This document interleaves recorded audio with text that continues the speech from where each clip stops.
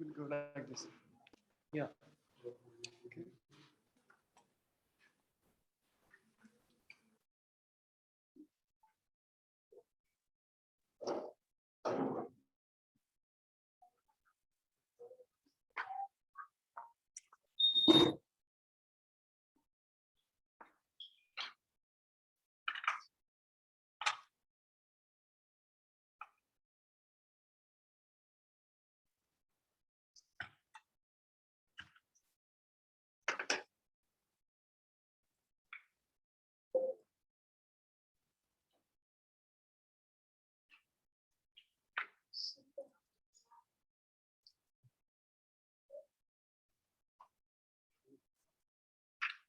Hello.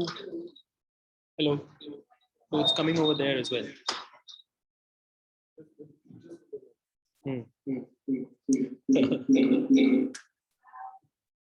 It's too close. No, it's okay. Because I will cut the mic and speak. When they are speaking, it's good. So what you will have to do? Yeah. Close your mic. Close your mic when they are talking. They as in other people. When other people from online are talking, just cut your mic like this. I do the speaker. Cool. Just between the words.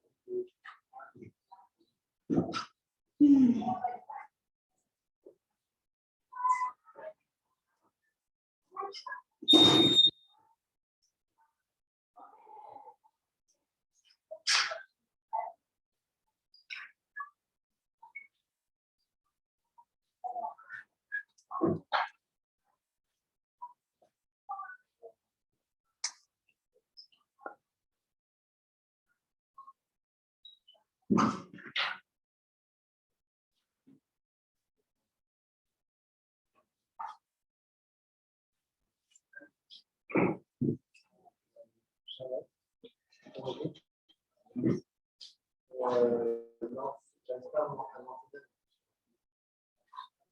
Je vais voir comme ça.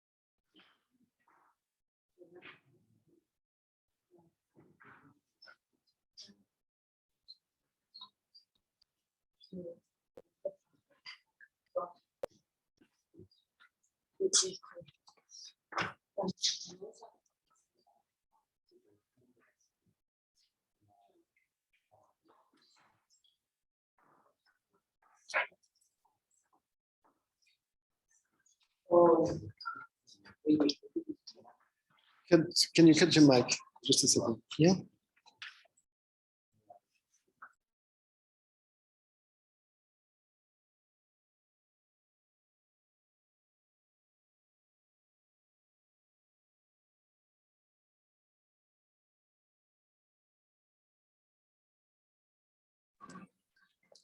Bonjour.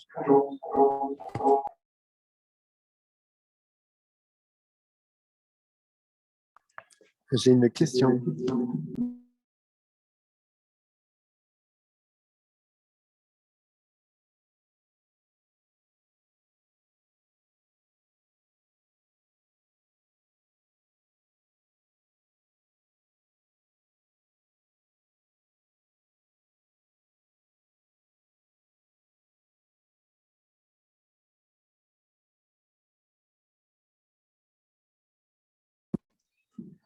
Hello?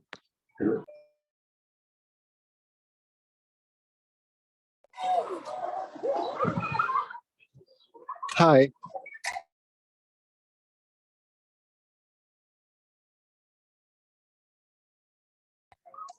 Is there any echo?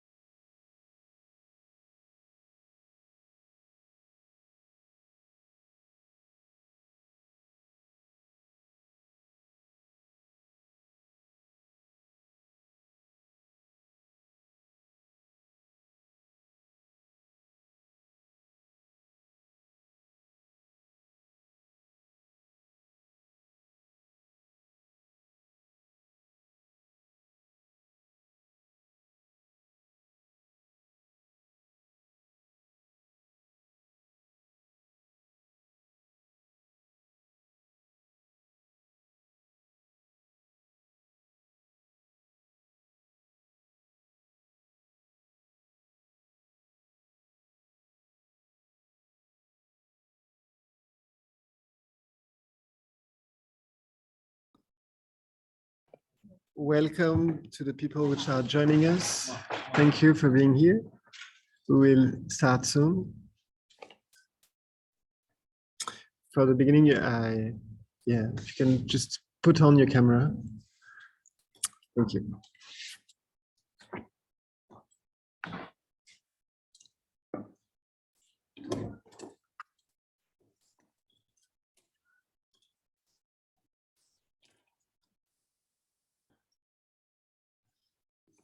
Okay,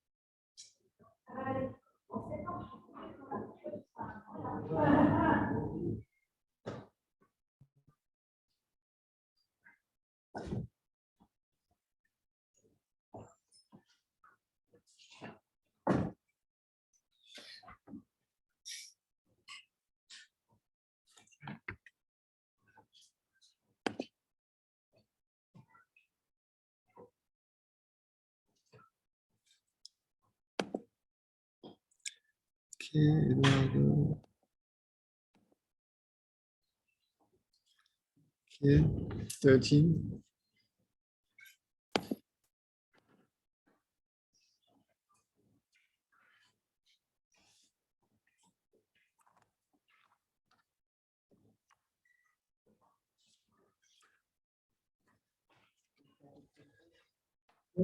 It's a minute.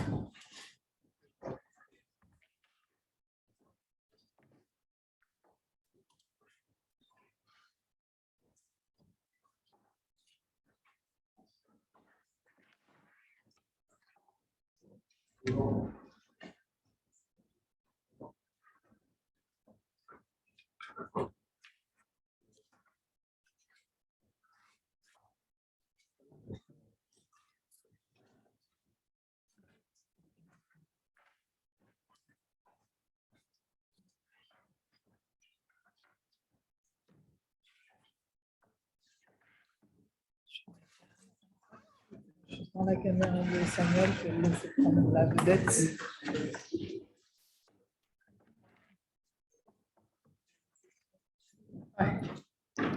Yeah, we'll just start in a couple of minutes. Some of the guests are coming in.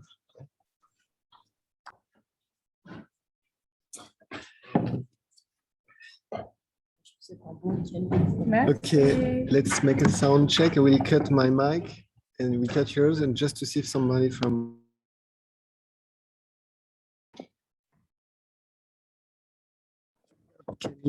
that someone can say hello just to see if we can hear you. Hello, hi. Am I audible? Yeah.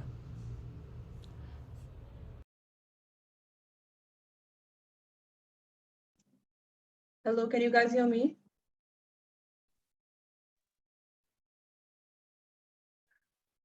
Hello. Hello.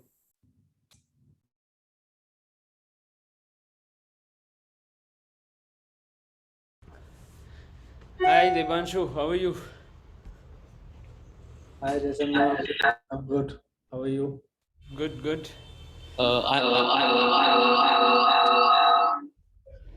I'm audible now. Yeah. Okay, Yeah. cool.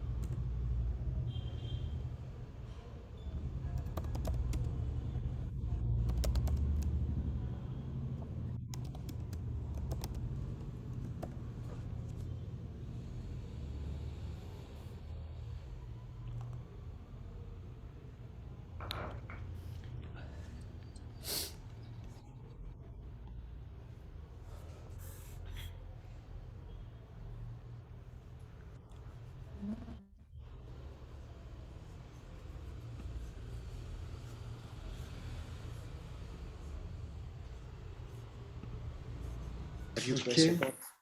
It's already recorded. Okay. Bonjour, good evening. Je suis très... Tout le monde parle anglais ici, c'est bon. I was wondering if everybody was speaking in English here in Paris. Like online, I'm sure you all do speak very well English. So I will try to make very short in French, and after I will switch to English to introduce Abeer and the Palay House project. Bonjour à tous, voilà, merci d'être là. Ce projet de coopération que nous travaillons avec Abeer est un projet que nous avons depuis un an. Maybe I will try to go into English. This is a project we are starting and we are working with Abeer and thinking of now for some years, but we met first time like 2 or 3 years ago. And we're working on it. Villette Makerz is a cultural place and a maker space settled in Paris. We are a place to experiment and to experience. We are maker space that we have machines to prototype and to work with designers and different artists in order to make goods and to prototype entrepreneurship and different kinds of ecosystem relation between companies, artists, and territories. What was very interesting for us to go into this project, it's the mix that it is doing between very different level of artistic and urban topics. Ladakh is a very particular place in India with a very fragile ecosystem, urban development which is starting a new phase. So what is very interesting also for us is how culture, which is tackled by the project in very different level, can be an asset and the core to a urban development of a territory. And what is also very interesting is the parallel that we can make between the situation of a fragile ecosystem, the problematic of to strengthen an ecosystem of a craftsman, an industry, a local industry, and local goods, and with relation that we have also with the same problematics we have in Europe. So it's very interesting, the parallel that can be done in the 2 different situations between India and Europe. And also what is interesting is that above those parallels, there's like synergy that can be done between those 2 countries, like from access to market and some knowledge from access to market, for example, in Europe, from some craft and knowledge that are very particular to India and to Ladakh. And that's this cross of interrelation and links that we want to promote through this project. So we start for a few months that Abeer was invited by the Ministry of Culture in France to make a residency in Villette Makerz in order to develop this cooperation project and to find other partners in France that could help and build this project together. And I'm very happy today that we can have a part of the team and a part of the different projects that are part of the Palay House project here. So thank you very much for attending. I think it's a bit late now in India, so thank you for being here. Thank you also for all of you, for Kumar for being here, which has also a very interesting and nice project also in India. And now we'll have to let the first word also to Abeer. And Abeer, which is an anthropologist, a filmmaker, and also a designer. And we cannot hear you when we are talking. We have to switch between. But if you want to ask questions, you can use like the chat box, and you will speak just after. Okay. So thank you, Abeer, for being here. We are very happy to host you in Villette Makerz, and we want to know more about the project. Thank you. Yeah, thanks. So Samuel has already given a very nice introduction. So before I come to a couple of slides, as per the program, we had requested Hilda from Achi Association Europe to kind of speak very briefly about Achi Association. So I'm going to switch off my mic And Hilda, if you now unmute yourself, we should be able to hear you.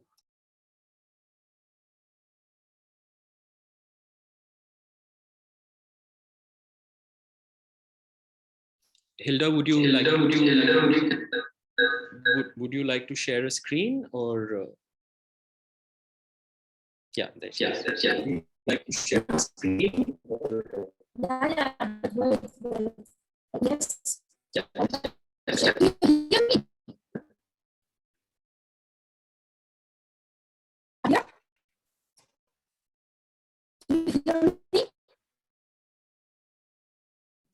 It's just a little broken. I mean, we can hear you, but it isn't very clear. It's just a little broken. I mean, we can hear you, but it isn't very clear.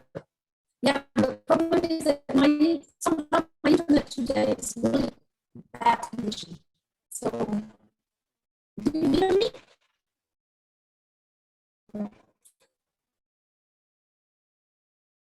Abeer?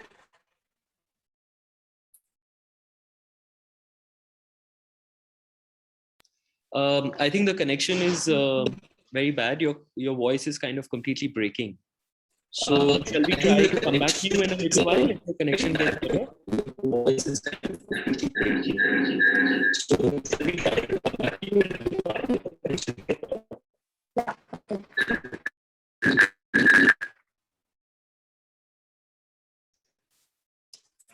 Yeah, let's Hilda, if you unmute yourself, we'll just move on for the time being, and let's see if we can come back to the short introduction.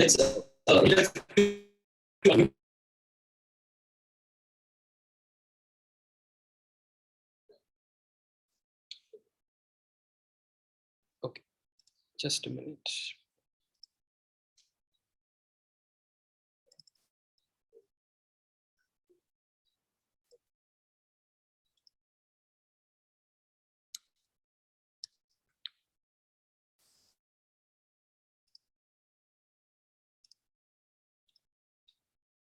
Okay, so I can be heard. So Samuel has already given us an introduction, but just very briefly again, the core idea of what we are trying to do in this collaborative project is to create some sort of an influence on the process of urban development that is going on currently.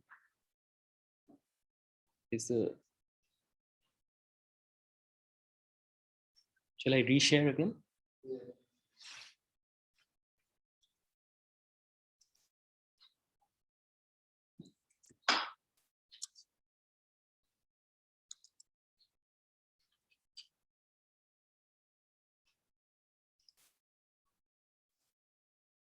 Yeah.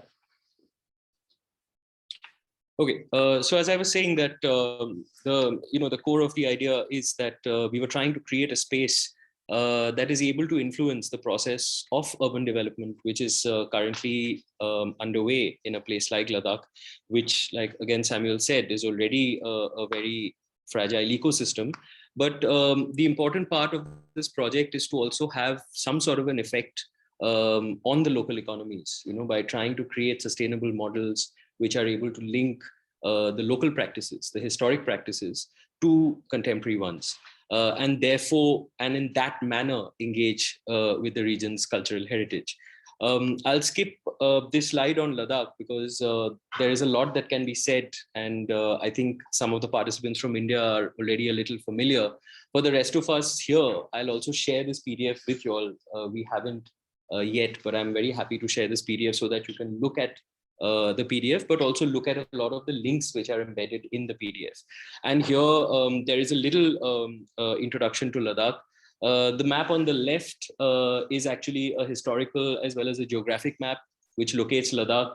And if you look at that line, that larger line that goes around, that was the extent of the Ladakhi Empire. And it's important for us because if you look at it, that is the region of the world which has the sources of all the rivers that's actually flowing into the subcontinent. Of course, the smaller circle inside it is what the kingdom was reduced to at the turn of the 19th and 20th century. And of course, it is for this reason that it is a very important landmark, as a crossroad between both Central and South Asian trade, but as well as the kind of crossroad between Eastern Asian and Western Asian cultures. So, you know, it was like the crossing point between China, Tibet, and West Asia, so the entire Arab world. Again, coming back to the project, the way that we've structured this project, and I use the slides because after this, we will quickly move into the presentations one by one, you know, there are a set of themes that we have imagined. You know, we are interested in looking at urban development, we are interested in looking at material culture, and we are interested in looking at human ecology. And there are a set of disciplines with which we want to engage with these themes and ideas. Achi Association has already been working with conservation, but we want to sort of open up that conversation into art, architecture, and design. The projects are mostly rooted in vernacular materials and skills. So it's very important to be able to link these historical and contemporary practices, like I said. And in each of these projects, we've also tried to kind of look at ideas of documentation, but also include ideas of critical thinking. You know, so we look at what is going on, but we also look at it with a more critical eye, and we try to build sustainable models, you know, which can then be implemented in the region. There are a huge range of collaborators. I think there are about 10 projects that we've already engaged with, that we have been ideating around. These includes mostly projects from India, but there's one project that I'm especially very excited about, is to be able to sort of set up a trans-Himalayan art gallery. So I'm very keen. I don't know if Shivangi is already here, but she said she'll be joining very soon. So at the end of the day, what we hope to do is, as we restore this precinct, which Faiza will talk about soon after, there is an old precinct about 10 kilometers on the west of the main town in Ladakh called Leh, one of the two main towns. Ladakh is 2 districts. There is Leh and Kargil. There are 2 districts, and there are 2 district headquarters. So we are located about 10 kilometers west of Leh, which is the district headquarters of Leh district. In this space, we are hoping to have studios, galleries, of course, residential spaces. And this also becomes the anchoring point for Achi Association India, as it becomes our offices, our archives, and our stores. I would like to end with that last point, you know, that this is actually possible because for a long time we have engaged in a set of outreach programs. We've been working very closely with a lot of schools, and now we are kind of trying to use that network to try and diversify and go deeper into more meaningful projects. This is a very broad timeline. Again, you know, you can look at this in detail when we share it with you. And very briefly, because Hilda was unable to speak, when she comes back, we'll try and see if we can show you more images. But this is the kind of background work that Achi has been doing. So there's a lot of wall painting conservation and restoration of architecture. These are some of the main sites. So if you look at the main blue line that is diagonally cutting across this image, it's the Indus River, with Leh at the center of it, and Phe is just a little away.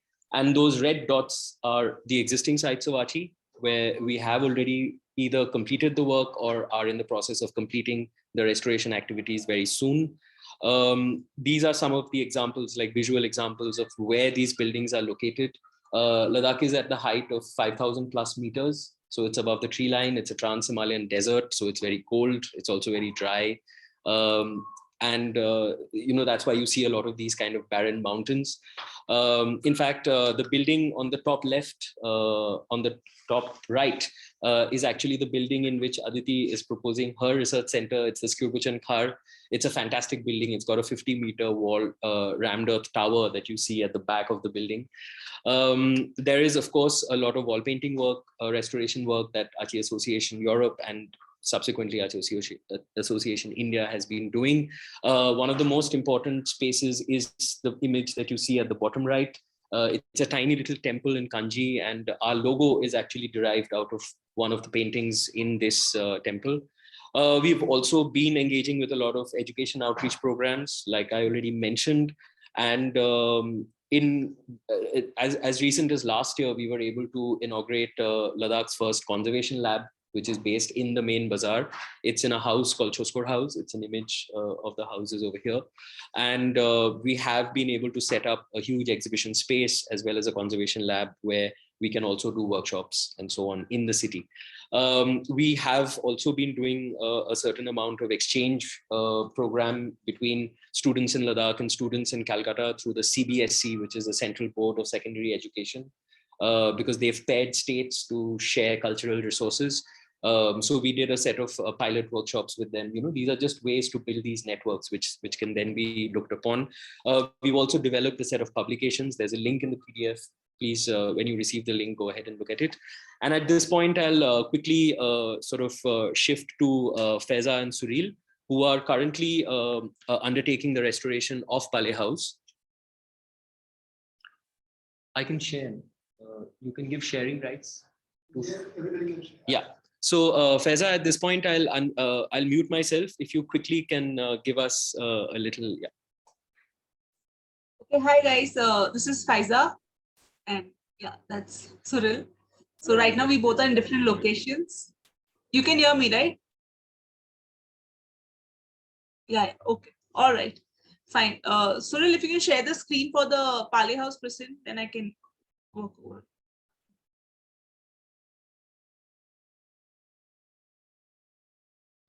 I should share pictures of the precinct first, right? Yeah, yeah. So Abhi, we got time to take some photos of the precinct. So we'll just first share so everybody gets an idea about the location. Okay, this Palay House is by one of the 15 families who used to stay in Phe village. It's about 15 to 18 kilometers from Leh city. And the houses earlier were in a cluster, but as they had more children or they got more land, they started moving away and making bigger houses with modern amenities. So what you see is these houses in a very dilapidated condition, but it's a beautiful cluster of old houses which can be revived, to something beautiful. So the small alleys, lot of mud, stone. So when we are conserving the Palay House, like most of the materials are reusable.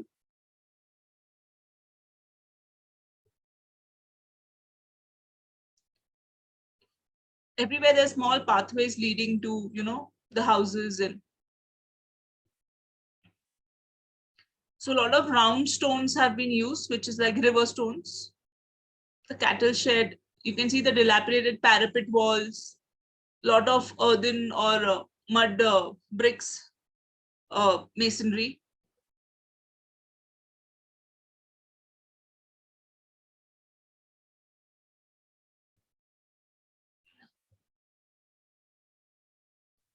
That's Palay House at the background. Yeah.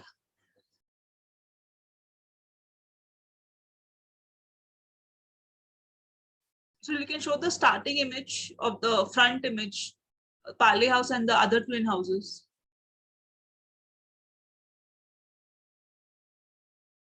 That's the Palay House, which is right now undergoing conservation.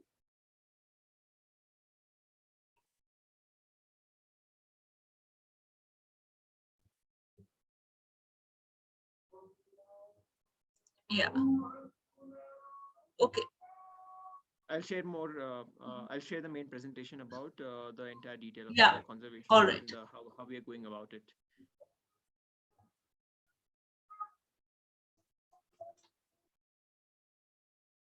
Yeah, everybody can see this.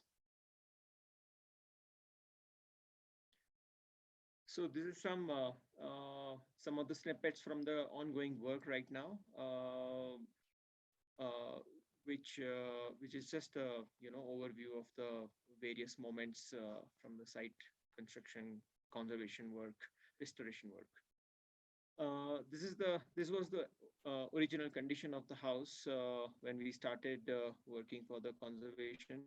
Before even we started. Suril, just 1 minute. We cannot hear you. Just loudly. Oh yeah, all right. Okay, better now. All right, I'll speak up. Sorry, I'll speak up. Yeah, this is the condition of the house from the front and the back side.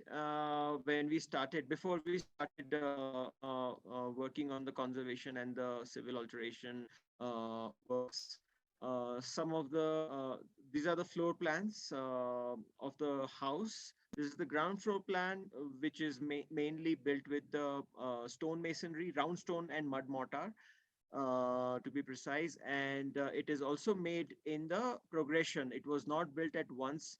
You can almost see that, you know, there are parts which are added later into 3 stages. And upon that, same ground floor with the stone masonry, the mud masonry was used to make the upper floors. And this was the main living floor where you can see a big living room or slash chansa, which is basically the day room where the kitchen and the living activity happens throughout the day.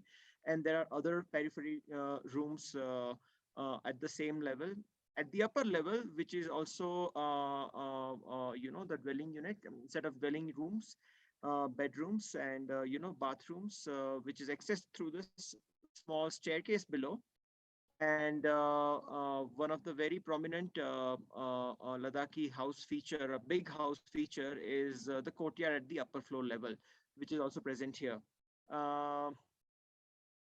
If we go about showing how we are changing or adapting this house into making what, you know, the Achi Association India's new center will be. At the ground floor level, it's going to be mainly for the services, storage, and that kind of functions. It also has the compost toilet chamber pits. At main floor level, there is main, you know, the office space, the kitchen at the backside, along with the dining, the storage, health room, a newly made toilets for, you know, refurbished dry toilets, basically, and another office, along with the vestibule in the middle. So the main office space out here will have a, you know, a conference table along with the projection and everything. Apart from that, a few workstation for, you know, long-term or short-term staff, visiting staff from, you know, various places. Upper floor will mostly have the dwelling units plus a new bathroom and Achi's meeting room. Now, there is also a scope we are capturing here, that we want to create a we are trying to create a homogeneous architecture language, aesthetic language to carry forward throughout the precinct, which we will hope that, you know, create a signature style of the place. Some of the drawings of elevations and sections cutting through the various living situations here. Not just that, we are restoring the house, but we are also creating the new language for the furniture that that will occupy the spaces and will be used, you know, in the daily functions.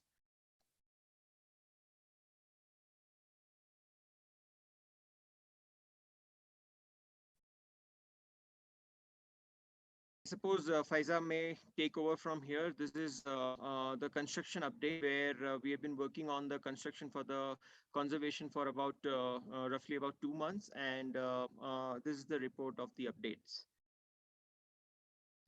Faiza, over to you. Yeah. Okay.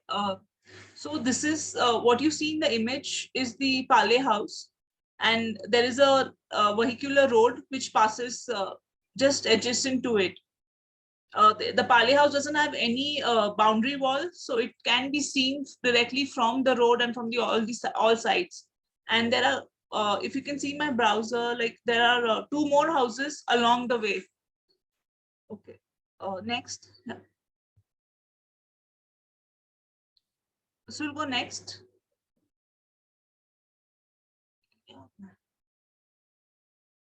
Yeah. Okay. So first, what we started is the it's, yeah. First, what we started is with the rebuilding of the stone staircase, which was completely in a dilapidated condition. So the idea was how we use the dungmas or the poplar leftover wood, which was there in the form of railing, and using long stones to create interlocking between one another. Next.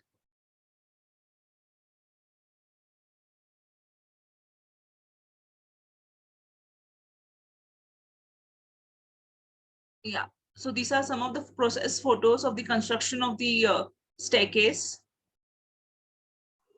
the cornerstones. So the bottom one is completely dry to avoid the capillary reaction. And from the fifth course onwards, we went with mud mortar. Then some of the works also included it, creating openings, making the basement or the ground floor stone, the cattle rooms more accessible. So one of it was changing this small opening to actually a usable door for which is a storage for water tanks and everything.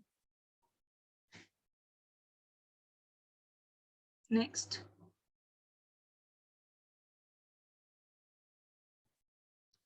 Yeah, some of the process photos of the door opening.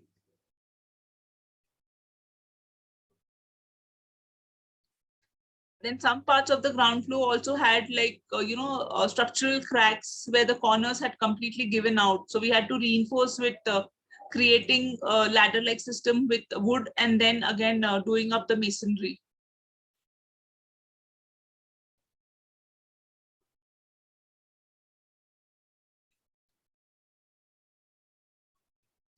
One of the condition what we saw in these village houses was like this wall is completely supported on the poplar or the beam. So we had to add below another wall so that structurally it's stable and takes load of the upper story. So yeah, the pagbu walls were added. Some parts, because it was village houses, they had a very common wall. So each when the two houses touch each other, they just shared a wall, and individually they didn't have their own wall. But some places we thought there was a need to create our own wall, because in future, considering what happens to the next house, it's better to structurally reinforce all the sides of the house. Yeah, so the places where we have actually dismantled walls or built more walls as per the structural need and the condition. Also on the north side, we have added a lot of openings, which was otherwise very dark. So these are the photos of construction of the mud brick walls. So in the basement, the bottom is stone for 3 course, and then we went up with the mud bricks. Yeah. Okay. Yeah, some of the photos of the plans. Can I say something? There seems to be a lot of lag from when I am taking the next slide, and you guys are seeing it much later. It might as well I continue presenting.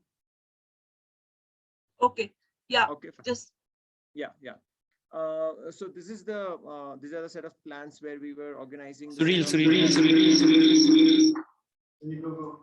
Yeah, so I think if there are some quick images that we can run through, it's fine. But let's wrap up, because I don't think we have the thing to go into such great detail. Okay, I mean I can share these with whoever wants more detail on the restoration. Absolutely. Okay. Absolutely. Yeah. So a lot of structural walls along with the civil work of the walls, plus the floor structure where all the poplar beams were used. Lot of walls at the backside had a lot of cracks which needed replacement, which almost made the rear side of the building come down, and we had to rebuild from the first floor onward. Several walls basically. In the drawing here, we can see that amount of rebuilding we had to consider. And several openings, doors for the rooms, which had a very low lintel height, that also was increased to make it a more generous and spacious like this.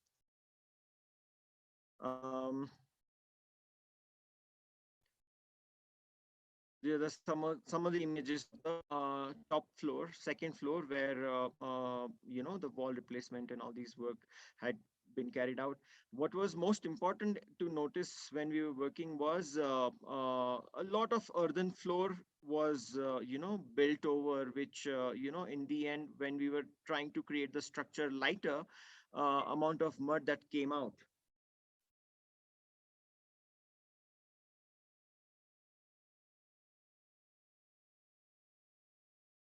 Some of the works, while you know, when we started finally doing the services work and plastering and so on for you know, so we are at this stage, we have already started working with the services and finishing work. So as we speak, the work continues, and we will hopefully, you know, bring more updates to you all soon. I will discontinue here.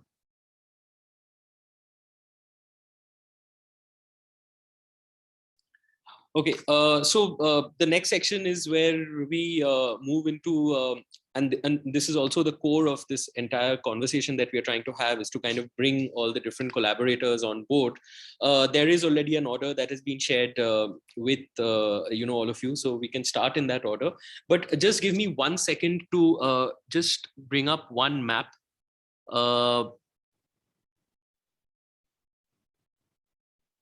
Yeah, this one. Yeah, if this is visible, I'd just like to take a moment and just sort of show you this sort of constellation, so to speak, because these are some of the projects that we will be hearing about.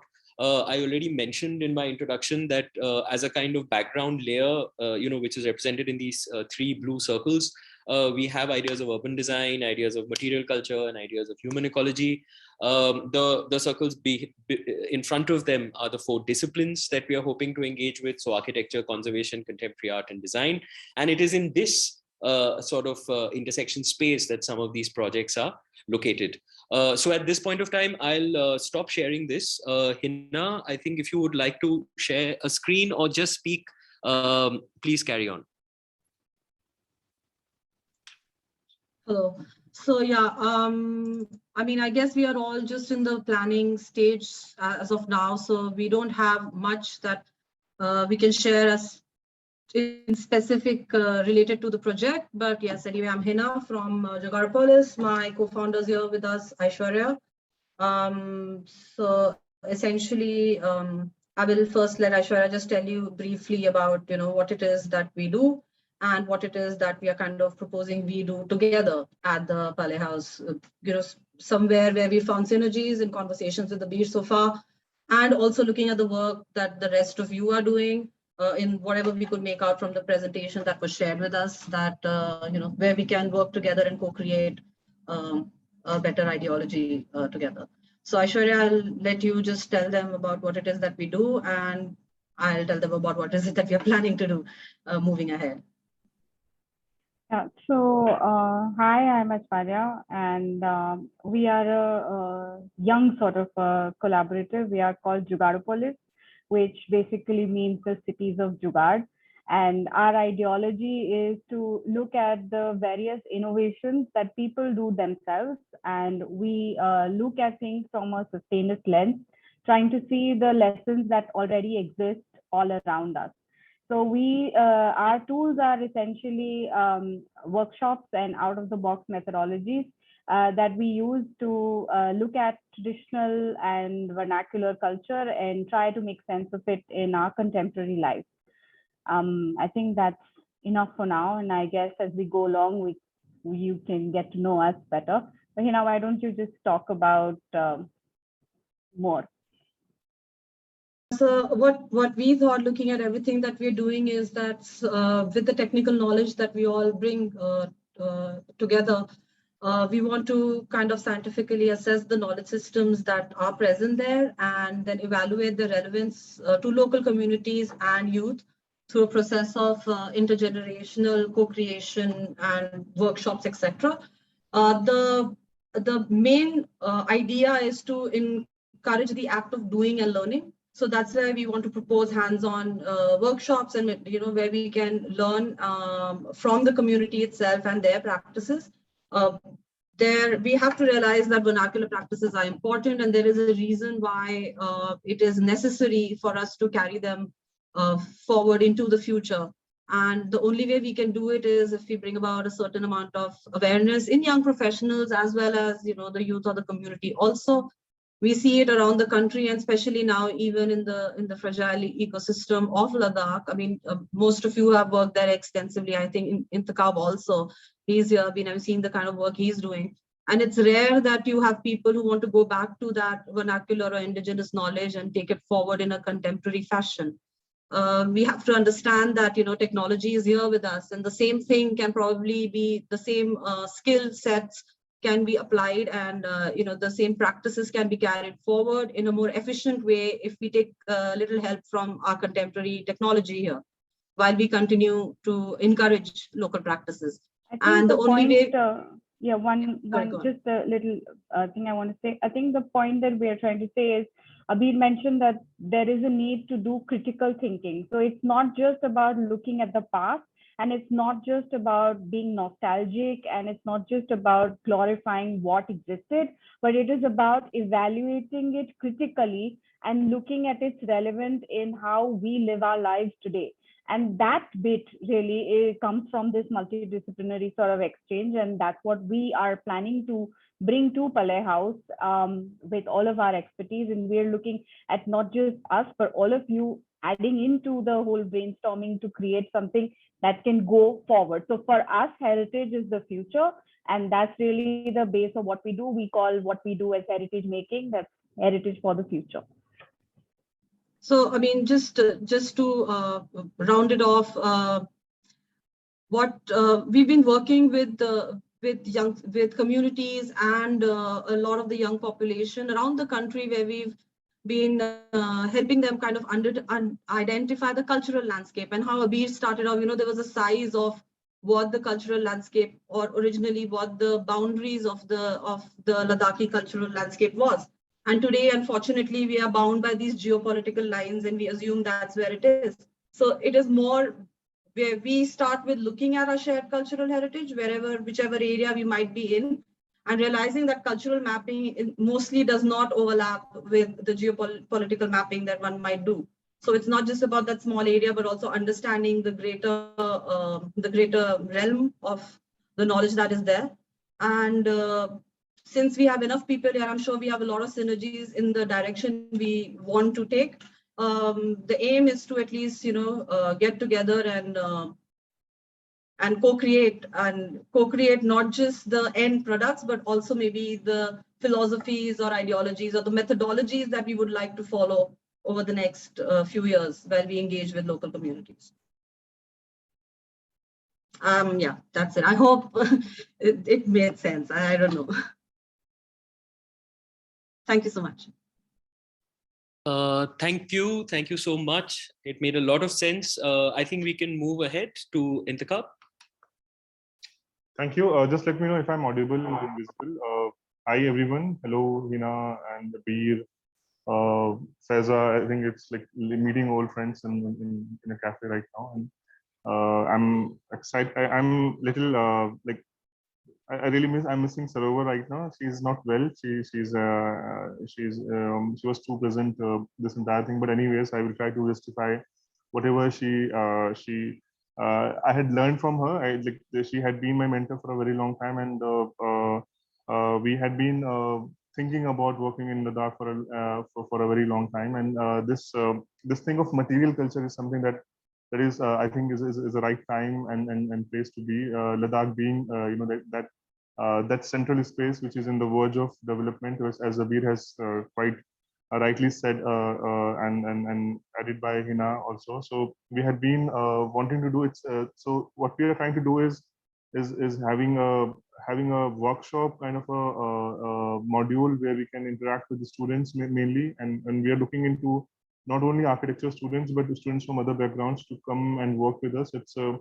It's a 2 to 5 weeks program, and we are looking forward to work with the local community and understand the aspirations and influences, and in the meanwhile understand the process that has been adapted to come to this conclusion. Unfortunately, this Ladakh being in the Silk Route, it has a lot of material culture and influence, and an amalgamation of a lot of other work from outside Ladakh as well.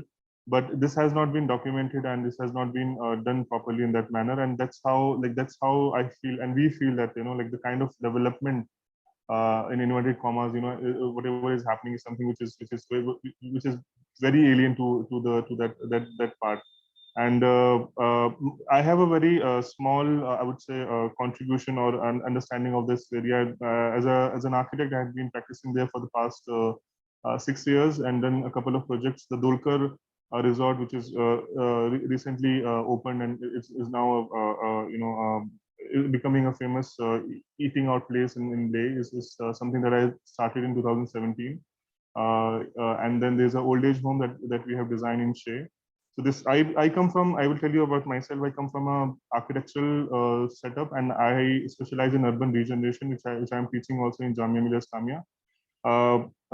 And along with Sarovar, we had done a couple of research, and we have written a couple of papers previously, and we had been working on the city of Delhi with this material culture, but we look forward to working in Ladakh, because our conversations, especially I remember with Sarovar and Abeer, had been so much interesting to work in that area with regard to having workshops with the students, and coming up with the tangible kind of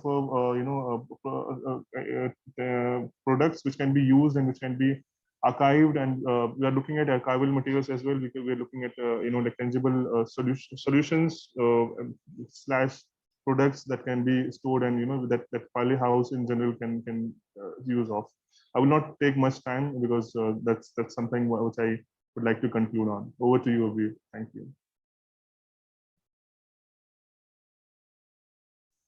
Yeah, thanks. Devanshu, would you like to?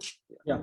Hey, hi, I'm Devanshu, and what I'm proposing at the Palay House is something which is called as the Digital Material Labs, because as we know, as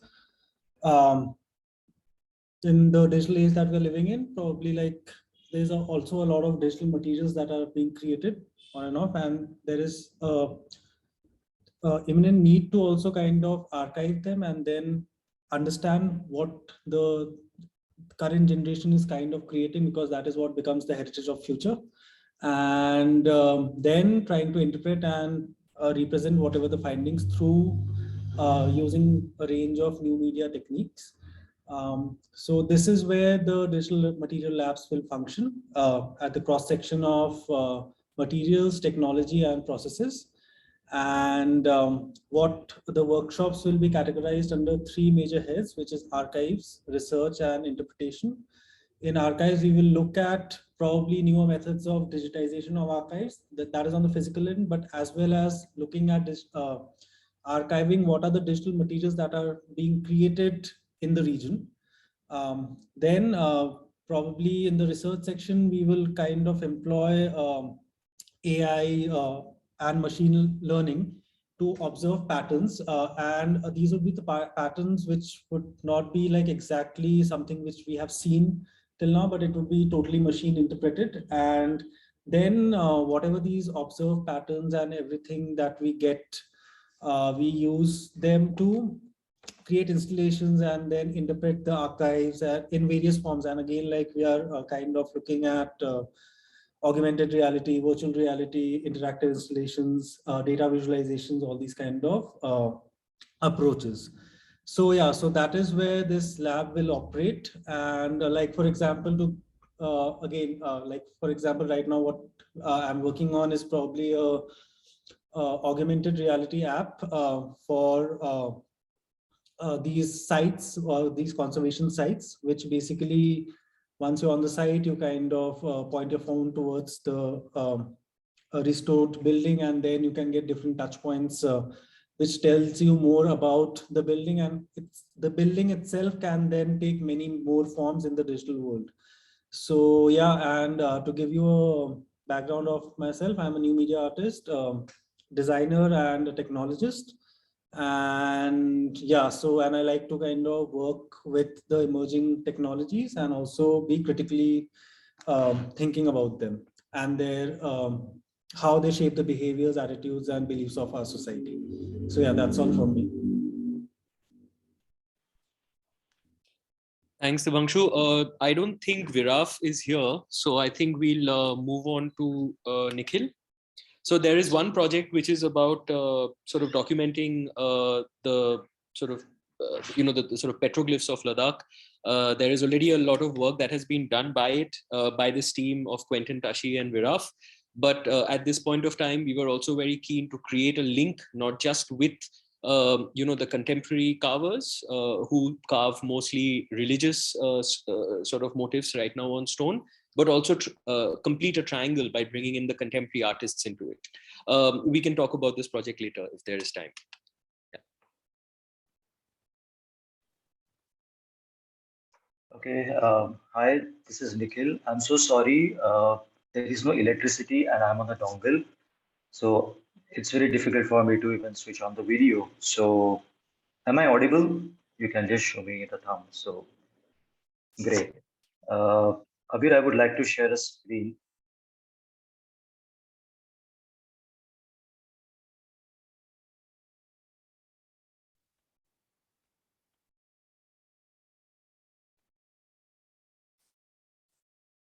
Yeah, so namaste, good evening. My name is Nikhil Afle. I was born and brought up in Mumbai. I did my graduation from the Age of School of Art and I graduated in Applied Arts. Later, I did post-graduation in graphic design from NID Ahmedabad, where I met Abeer. I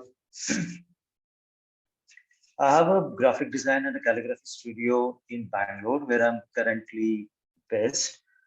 And I've done like various projects related to the calligraphy and lettering, where the calligraphy plays a very important role. And I was fortunate enough to like combine my training of graphic design and my passion of calligraphy in this commercial space. And I'm exploring the various aspects and the areas of a calligraphy, like a branding, visual communication, book design, book covers, along with the art and art commissions, and also the products and the teaching through like workshops to the kids, the design students, corporates. So I do calligraphy in both the scripts, like a Latin and Devanagari. Latin is basically the English language, and the Devanagari is the oldest Indian script in which Sanskrit, Hindi, Marathi, even Nepali, these are written. And Devanagari is kind of my muse, and I adore its forms and connection to the traditional and spiritual roots. So another thing is I'm very close to this script, as this is the same script as my mother tongue, Marathi. And so from birth, I was exposed to its like a sound and visuals. And that's actually allowed me to develop a comforting bond with my lyrics. As I mentioned earlier, I'm focusing primarily on the Devanagari script, but basically I'm contemporizing it. And I feel it's very unexplored as an art form. It has a tremendous possibilities and potentials to experiment to achieve the beautiful creations. Another intention is, I think that's where I think all the Indian script is like to wipe off the notion. This is Devanagari, so it's associated with the Sanskrit or religious aspects. So it's not so very cool thing. So to make it more appealing to the younger generation and to make it like a more modern. And so basically, I'm very keen on exploring the different dimensions, like going beyond the paper and the ink and the canvas, where you can actually feel the letters, touch them, wear them, use them. It's become a part of maybe your lifestyle. And that could be like, the piece of a carpet, furniture, or a fabric you are wearing, home decor, or maybe as simple as that, like a stationery. So coming back to this Palay project, the Love Letters from the Himalayas, that's the title of the project I'm thinking of. So this is based on the similar concept and the process, where I'm interested in exploring the old Tibetan and Ladakhi scripts, where which can use and used in the artifacts or to create the artworks or any products. So basically like spreading the art of beautiful handwriting in whichever possible ways. Obviously, working with their community, craftsmen, local people, or maybe organizations, or maybe the fellow participants to achieve this. Thank you. Thank you. I think we should move on to Amitabh. Hey. Hello. Am I visible? Am I audible? All right. So, hi, my name is Amitabh. I make comics. I make big drawings in public spaces. I also facilitate pedagogic programs at Shrishti Manipal now. And I also like to make events and other such. So when Abeer and me, I would like to believe that we are serial collaborators. And when he proposed the Achi project, and we've been talking about it for a while. So my association with the geography and the context of Achi was strange, because I was part of a project in Himachal actually around the snow leopard conservation, which my collaborator Rustam actually led. I was a small part of it, and I think when Abeer pitched this, the only contextual hook that I had was around the idea of ecological conservation and man-human conflict. But I think that idea snowballed into something bigger, and that's what you're looking at your screen right now. So just to give you a brief overview, I mean, my work lies at the intersection of practice, pedagogy, and policy. I've had a long and dubious history of working with the state at various intersections. Even right now, I'm part of a team that's developing the visual arts curriculum for the Delhi government schools. And I wanted to sort of try and set up a process which involves a range of collaborators. Some of them are here, and some of them weren't able to come. But it was really looking at a certain sort of laying forth a process where media forms could play a role. Now, upon further investigation, what we found out was that there is actually the opposite of a network between grassroots level organizations in Ladakh and Leh, as well as a certain lacuna vis-a-vis communication forms and media representation forms, and those became aspects that me and my collaborators felt that we could work with, we could pitch in. So just to sort of expand what you're seeing in your screen right now, we thought of this as a phased project, which could, I mean, ideally last for more than 3.5 years, but because the form that Abeer sent for budgeting purposes only, I think we put a year-long timeline. It makes it simpler. But Abeer, if you could just go back to the slide at the back. Yeah. So the first phase is really a brainstorming session. It's a session where we want to use visual art practices and media generation strategies to actually come up with aspects of interventions, spaces for intervening, and get specialists such as urban planners, public space designers, architects, artists. Bunch of them are already here, which makes our task simple, but also get a lot of local stakeholders involved, and that seems to be the biggest challenge at this point of time in terms of how. So there, but once we have a sense of what is it that this media lab is projecting towards, we would then develop a series of capacity building sessions. Again, to give a timeline of 3 months, 6 months, 3 months would be dubious, to say the least, at this point of time. The capacity building would involve both training, direct training in media forms, as well as exploration of media forms by domain experts. So it would naturally mean that there is a lot of we would bring in media experts and hope to cultivate a certain form of media awareness and creation and play at Achi, through Achi rather. Loosely speaking, the forms that we were looking at were comics and public art initiatives, digital apps, mapping, public signages, and as well as looking at aspects that Debo just spoke about, and that's phase 2.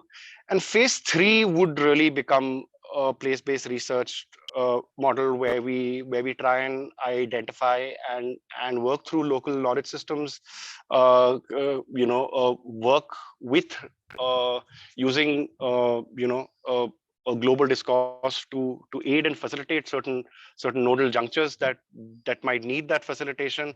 And hopefully once the media lab is set up, our job is done and it sustains itself. So in a nutshell, we wanted to do an Abeer on Abeer and get people together and try and see what is possible. It is as of now located within the context of ecological conservation, man-human conflict, and man-animal conflict, and other such. But really, I think this session has already given me a lot of ideas, and I'm sure the speakers who will follow will only continue to inspire. So yeah, thank you. Thanks, Abeer. Thanks, everyone.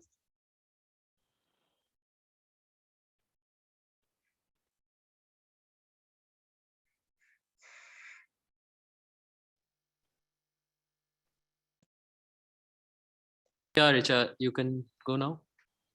Yeah, hi. Am I audible? Okay, great.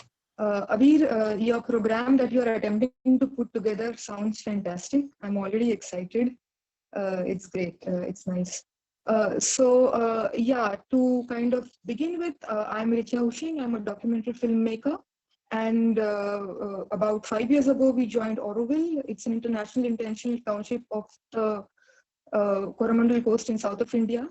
And being in Auroville, we run the Auroville Film Institute. It's kind of an experimental project, an attempt to look at film studies and filmmaking, the practice. Everybody comes to a film school. What if the film school goes from location to location and learn filmmaking on ground in reality with the people? That's the idea with which we kind of began this initiative, Auroville Film Institute. We hold cinema-centric learning journeys for the past 3 years, and last year we had a rather successful attempt at making a documentary filmmaking workshop in Ladakh, which we hope to turn into an annual event, an annual kind of a feature, and eventually probably have a sort of a collaboration or an exchange between Auroville and Ladakh in terms of filmmaking practices or in terms of understanding applications of filmmaking to understanding local culture. That's one of the things that I would like to kind of point out. The main thing about filmmaking is the main focus, or one of the key principles, is to kind of elaborate on this principle of 3S, that's self-surrounding stories. So at the intersection of the self and the surrounding, what are the stories we kind of get? And how do we kind of apply filmmaking to understand and to articulate the essential human condition? So that's the approach we sort of have with our workshops, with our filmmaking workshops. What we hope to do with Abeer's larger program is to kind of anchor a documentary filmmaking workshop, which kind of has a basic orientation of filmmaking with special focus on ethnographic, experimental, and observational film form, and wherein we understand the cinematics and improve the command over narrative construction, where indeed we practice videography and editing to be able to essentially build capacity for people to be able to make their own films. But all this is essentially, clearly worked out in the workshop as an application, wherein we look, the primary focus of the workshop is to be able to understand the landscape, to explore the landscape, and to understand its past, its present, to understand people, to experience the time and space of Ladakh, and the key area of the workshop. The important aspect is that it should be, the participants should be coming from diverse backgrounds. there has to be a healthy mix of people from inside of Ladakh and from outside of Ladakh, because that's the most important thing, I think, the dynamic of kind of representing or presenting the land or the people as an insider, and when we present it or engage with it as an outsider. So I think to be able to understand one's identity and explore one's identity as a filmmaker, as a media practitioner, is equally important. And while we are trying to explore the identity of a Ladakhi, how is it to be explore the identity of one's own self? And thus our approach will be very much personal and also reflective, and a mix of how we are able to position ourselves as insiders or to understand ourselves as outsiders, and what is the media that comes in. So engage with image making and meaning making while understanding our positions and our identity as media practitioners. So these are the few key approaches, rather. I mean, at the end of the day, what we are looking at is a set of films. That's the output that we are looking at. We are looking at media artifacts, not only films, but other things like maybe photo essays, maybe podcasts, several media artifacts, and these can become a repository over time when we kind of do the workshops recurring, sort of annually. So broadly, that's more or less what I can say, and then, yeah, what else? It's a filmmaking workshop that we can hope to do annually. Thank you. That was great. Yeah, Jessima? Hi Abeer, am I audible? Yeah, I hope I'm audible. Hello, my name is Jessima. I'm an artist, a printmaker, and a scenographer. And printmaking has been my practice for a decade now. I also teach at Srishti Institute of Art and Design. Of course, I teach printmaking.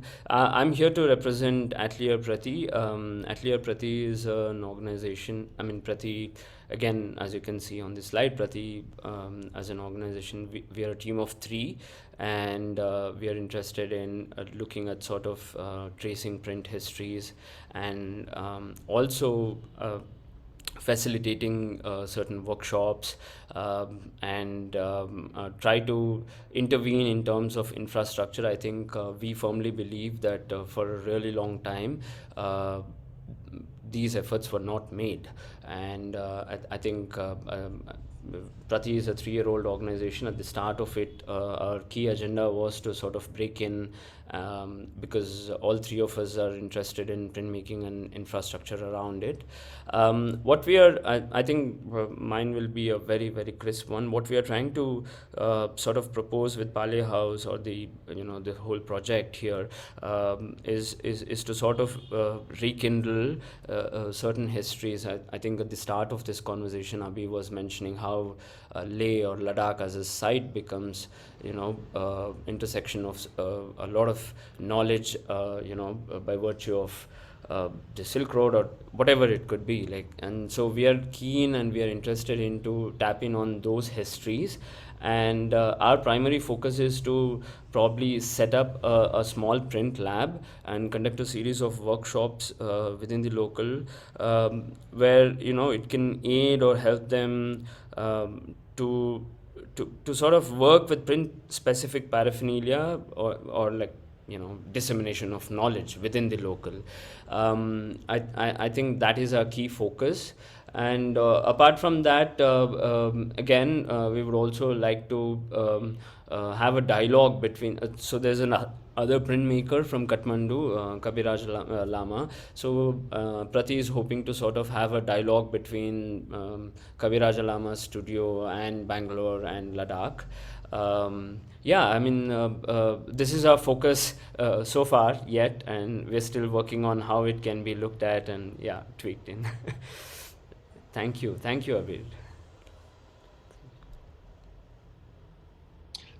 Thank you all. The last presentation that we have is actually live. 1 second, why can't I stop presenting? Yeah, I'll just open your 1 minute.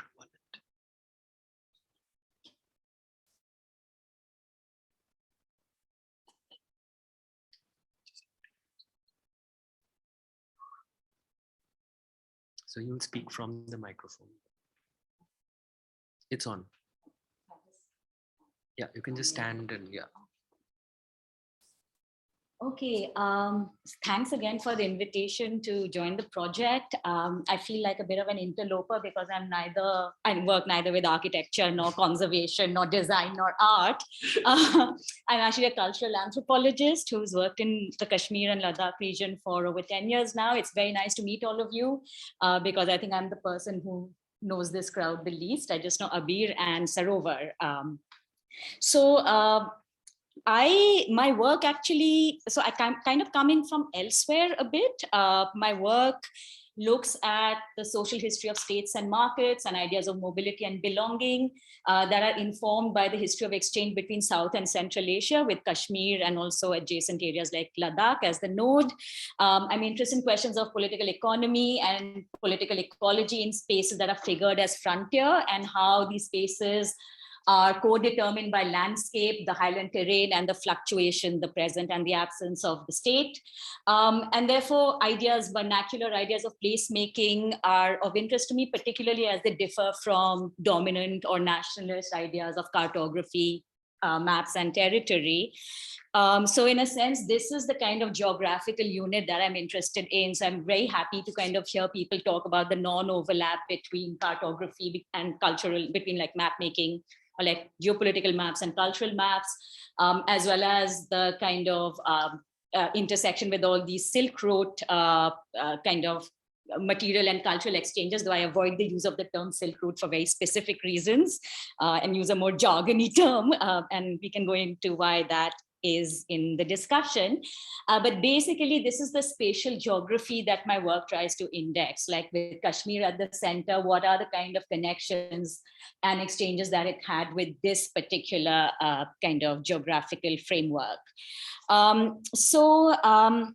I work on, so I look at these questions basically across a range of sites. I'm a cultural anthropologist, so my primary fieldwork was in markets and with traders in Srinagar. I also look at a lot of colonial documents on trade treaties, expeditions, settlement operations, the production of roads and routes and maps in this area, particularly in the 19th century, and infrastructures. And I also work a lot with oral narratives and travel journals, particularly like Mountain Survey, written both by colonial explorers as well as their native collaborators. And my previous work was in Kashmir, where I met Abeer, where I worked on like everyday transactions and protests and politics in the market. You saw some of those pictures, but also seeing it in relation to the history of the overland caravan trade that joined Kashmir to all these other spaces that are now separated by some of the most hostile and belligerent borders in the world. The history of trade becomes really important, I think, also because I think the history of trade also joins Jammu, Kashmir, and Ladakh, which are ethnically and culturally very distinct together. And these kind of, the eastern district of Ladakh was actually like kind of joined to the kingdom, the princely kingdom under colonial rule, to preserve the networks or the routes through which wool from the Pashmina goats of the Changthang region of Tibet travel to the center of shawl manufacture in Srinagar in Kashmir and produce the eponymous Kashmir shawl, which was like the primary commodity of the region for a long time. But of course, many other commodities were traded on these silk routes. My new research in Ladakh actually draws on this, but is also part of broader political developments in the region. In 2019, the Indian government kind of struck down the constitutional autonomy of this region, bifurcated, separated Ladakh from Jammu and Kashmir, and brought all these regions under direct central rule. And what was kind of interesting about that ruling is also that the local regional economy emerged as a new area of state intervention by criminalizing informal credit, cross-border trade, and also most importantly, and this is what affects Ladakh as well, removing land rights that were vested in the inhabitants of the region, right? So opening up the land as a resource as well as the natural resources of this region for external and corporate capital.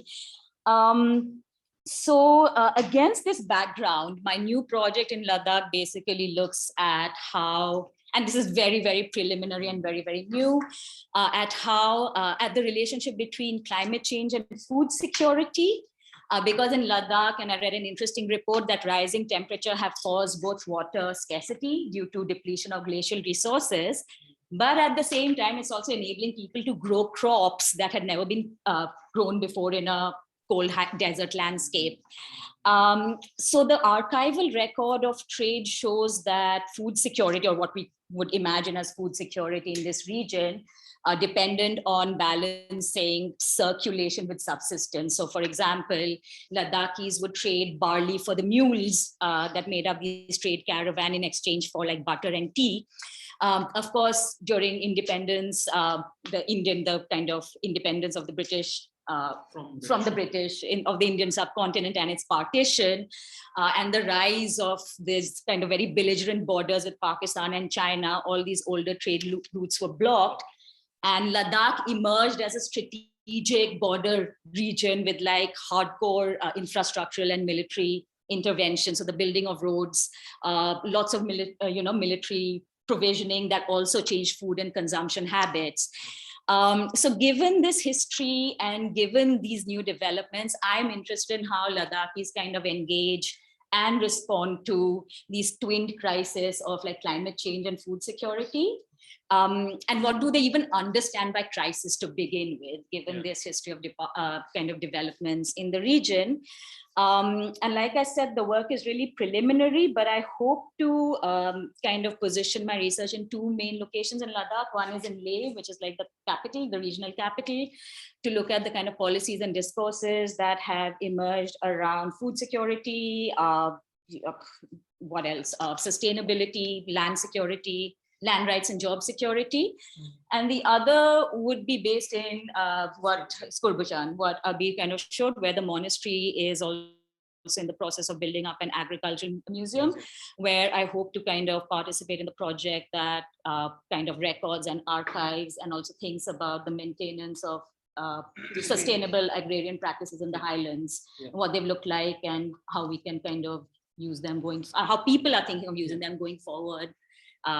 With respect to climate change and the changing economy. So yeah, that's it. Thank you. Thank you. So it's unfair to say that you're not part of this, because what you're talking about is the soul of all of this. And so yes, so like, I mean, you know, those three thematics that we spoke about in the very beginning are exactly what Aditi has been able to string together, because we cannot be looking at human ecology and we cannot be looking at urbanization and material culture without looking at these ideas. And just to add a simple idea to it is that, you know, when we look at trade, you know, all the comments that Aditi was making about trade, about the transformation that is going on to a place, these kind of research findings, you know, is something that I feel will benefit all the work that we are doing, you know, so that is, and vice versa, you know. So and now just to take a moment, unless Hilda, I was sending you a text in case your internet is better. We are doing pretty good on time if you'd like 5 minutes, so you can just check. But no, I don't think your internet is good. Cool. Okay, she's vehemently saying no, no problem. So just to kind of wrap up this this bit, you know, the idea is that, you know, we have to have a set of applications, you know, like these disciplinary applications that can intervene through different media, through the processes of archiving or documenting or outreach. But the idea, and this is where Aishwarya also mentioned this, and Intikab also mentioned this by default, that with, for instance, Sarovar, who is unable to be here because she's extremely ill, you know, what we're trying to see is to how we can cross-fertilize all of these projects, you know, and because sometimes we speak about vernacular architecture and we do not make a connection with climate change, and there is a connection, is what we are trying to imply, and we are hoping to kind of create that synthesis in some of the projects that we are envisaging.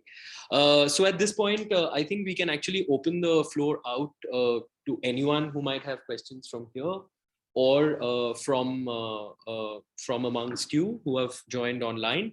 If there's someone that you'd want to speak to specifically, please just tell us and we can connect it. I think we are not doing so badly on time. We have another 15 minutes. Sorry, there was a bit of a jerky start, but I think we are sort of there. Yeah. So does anyone, we can start with the flow here. Anyone have any questions or thoughts? Okay. Okay. Yeah.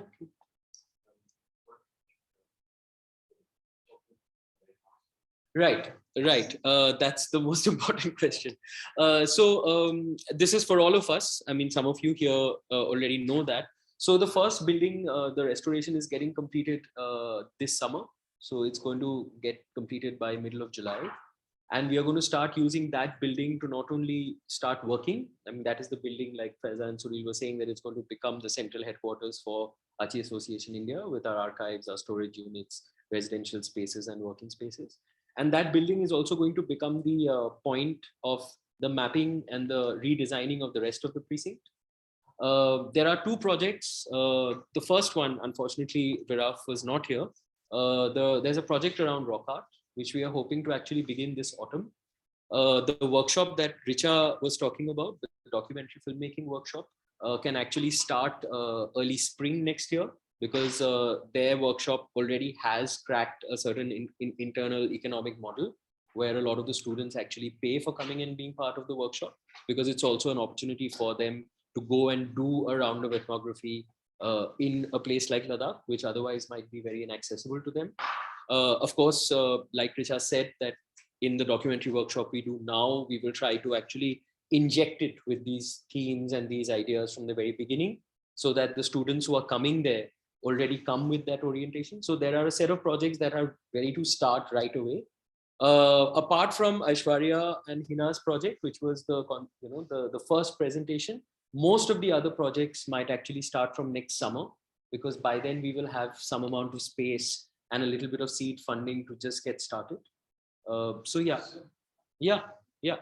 But the idea is that the restoration of the precinct might take till 2025 for the entire precinct to be restored back into a working condition, so that we have all the galleries and the studio spaces and the residential spaces. Yeah. In fact, one of the reasons why we are very keen to get the documentary film workshop or some of these documentation workshops going is that it can actually document the process of restoration, and that itself can become a very interesting point for people to observe and learn from. In fact, with Amitabh, he's still here, we were also saying that, like when Faiza was showing us the images of the houses, I don't know if you were here, but the houses have a huge amount of wall space, because especially the northern facades of these houses don't have a lot of windows. It's part of the vernacular architecture, so that the northern winds don't enter the house. And we were hoping that, we could even start a lot of storytelling,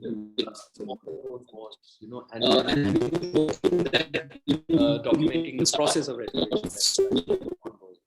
So that you don't build a museum separately, but you make the precinct like an open, where as you walk around it, you see what this house was, and tells the story of the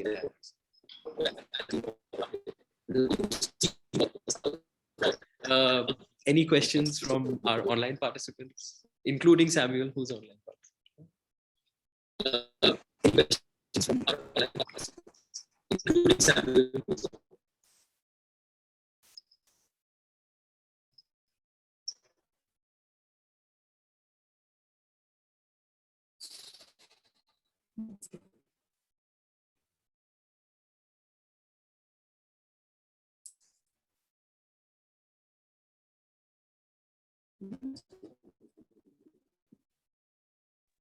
Yeah. So yes, Hilda.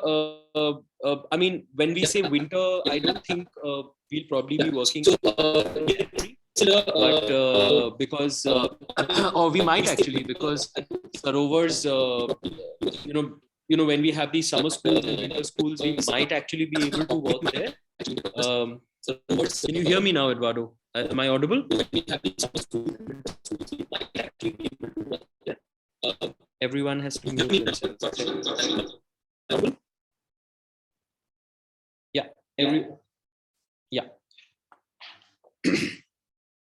Yeah. So okay. Can you hear me now? Is it better? Yeah. Okay. So to go back to Hilda's question, yes, Faye. I mean, I lived through 2 winters in Faye, and it's very manageable. We do have plans. I mean, there is a summer school, winter school opportunity where we might actually do something in winter, but it's yet to be decided. But yes, Palay House will be definitely extremely functional till November, and then from the beginning of February. It might be a little difficult to work in the deep winter, which is mid-January, because unfortunately we are hoping to not create a bore well. And I mean, the water is the main challenge, because that is the time that the water is completely frozen. So the moment the water unfreezes, I think we should be good to go. Because I'm really trying to avoid a situation where we create these bore wells and we are sort of pumping out water. The water level is actually very shallow, as Faiza has informed us very recently, that I think the water table is literally like 6 or 7 feet below, which is why these houses have tremendous stone foundations. No, I don't think so. Actually, the main chansa, the main kitchen, we are kind of converting entirely into a workspace. And there is a sort of anti-kitchen, like there's like a small kitchen behind that, which was a large storeroom, and that is becoming yes, there is the regular heating and insulation, but we might be able to bring in very minimal kind of electrical heating, but very, very minimal. Yes, but one has to be a little careful, because it is a completely earthen house. Faiza, I mean, Hilda, this is something that we should pick up when they actually present the midterm report, because we were recently having a conversation about how to tackle the idea of precipitation from inside the house, because we also want to avoid the situation where there is a lot of steam that is being generated in the house and then it gets stuck. So yes, this is a bit technical, but let's definitely talk about this when we have the midterm presentation from Faiza and Suri. Abeer? But to answer your question about heating, yes, there is a bit of insulation and a lot of, I mean, this has been considered, but yes, we'll get to that. Abeer, can you hear me? Yeah, no, you have something.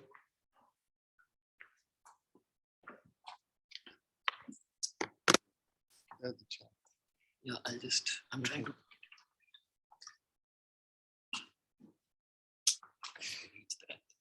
Thank you, Abeer. I think everybody is, can you hear me? Yeah. Thank you, Abeer. Thank you, all of you, for those wonderful presentations. I think we were all impressed by the diversity of all your approach.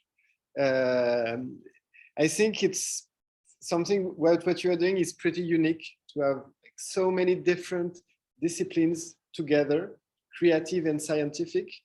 I think for me, it's the first time I've seen like this crew, this team, and all those techniques which can gather and work on the same project. And I think, but this is, we call it, now you are still different disciplines and different projects that are one with another one, close to another one. So, but I think the aim is how you're gonna wave them all together, and you're gonna build this transdisciplinary approach, which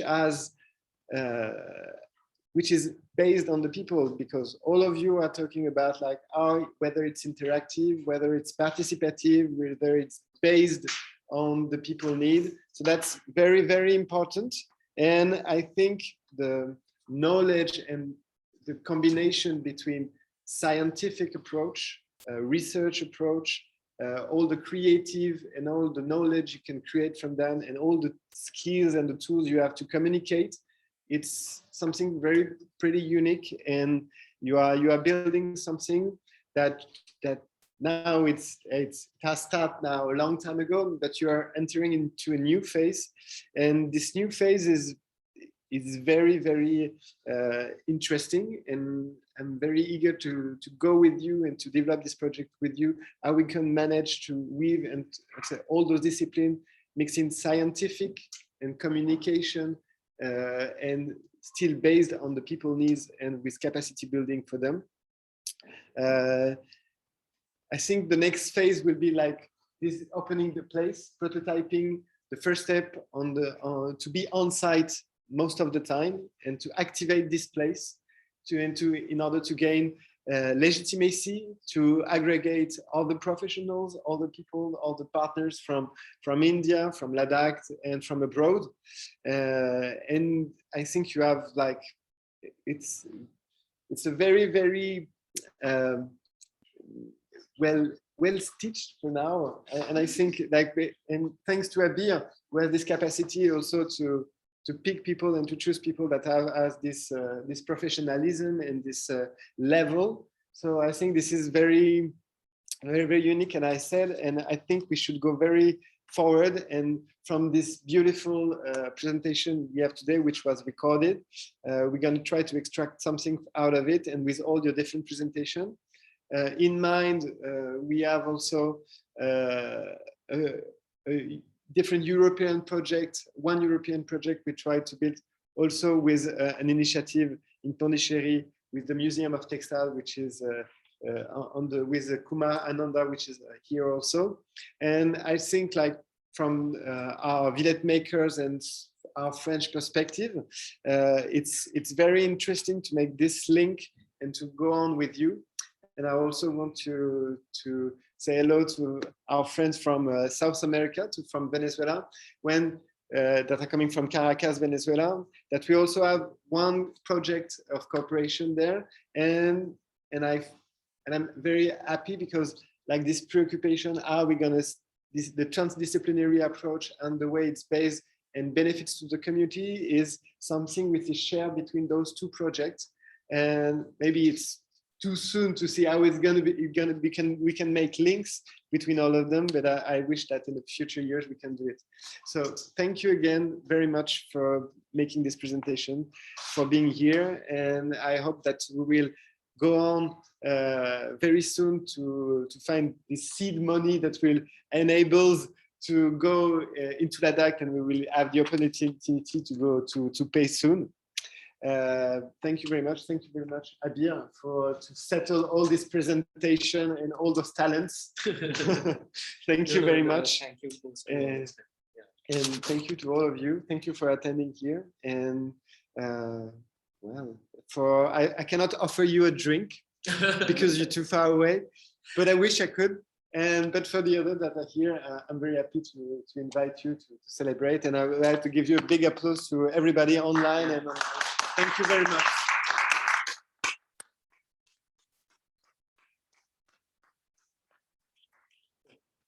So yeah, so nothing more. Like, so we'll be in touch, and let's see. I mean, I think this was already a moment to kind of think about a lot of things. So now that we've kind of heard everyone, I don't know how many of us has actually gone ahead and looked at the PDF. I would say please look at it because I know it can be very intimidating to have like a 50-page PDF sent to you. But please have a look at it. Let's think not just in terms of our own projects, but how we might be able to link ourselves with other projects, like Samuel was saying. And this is just a first step. This was just trying to bring all of us together onto the same platform. But now that we have, we'll kind of take this forward the best way we can. Yeah, and we'll be in touch. I finally see Eduardo. Do you want to say something? I don't know. Yeah, is my audio working? Just a second. Can you hear me? Is it fine? Hi. So, well, thank you, Abeer, for inviting me to this very interesting and inspiring meeting. It was very nice to see, this very different, interesting projects and ideas. Actually, I was very inspired. I took some notes because I got a lot of ideas from this presentation. And I think the idea of trying to put some of these projects together, or anyway having them intersecting in the long run, it's very good and worthy of being explored. And well, I'll be seeing Abeer soon in Prague, so I think we can talk about that more. But it was very nice to see everyone. I hope we can get in touch soon and get to know each other better, and hopefully meet in Ladakh in May. Thank you. Bye-bye.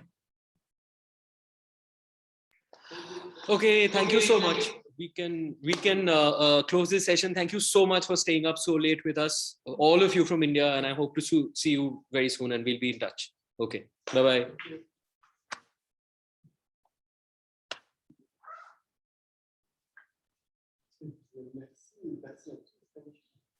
So now you're the only one who doesn't speak French.